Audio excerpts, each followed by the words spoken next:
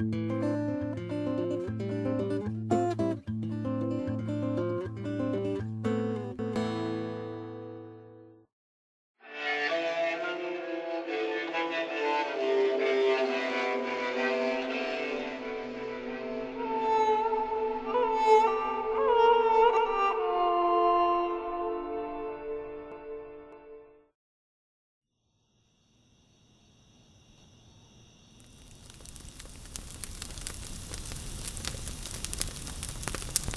you know of anyone who has ever worked in the coal mines, you probably know how troublesome sulfur balls are to the miners.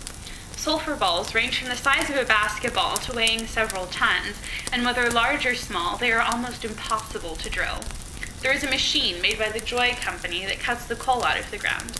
Jim Toker, a Joy machine operator in Section North Butte, thought he was the best coal cutter in the Granttown coal mine. Whenever he ran into a vein of sulfur, instead of reporting it to the section boss, he would try to drill through it. He was warned many times by the section boss that if he didn't stop breaking the drill bits, he would be fired.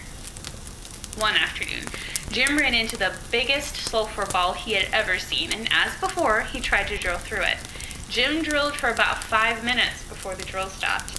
He got a crowbar and tried to pry the bit loose from the sulfur ball.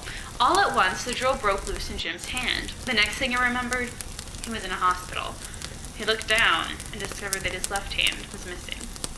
A few months later, Jim returned to the mines, not as a Joy operator, but as an assistant.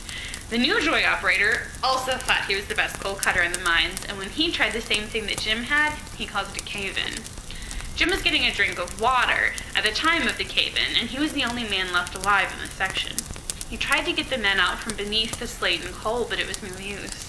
Seeing all the dead bodies lying around him, his mind seemed to snap. He wandered endlessly through the dark tunnels of the coal mine. When he came to his senses, he realized he was lost. He began running through the dark tunnels, looking for someone. Getting short of breath, he stopped to rest.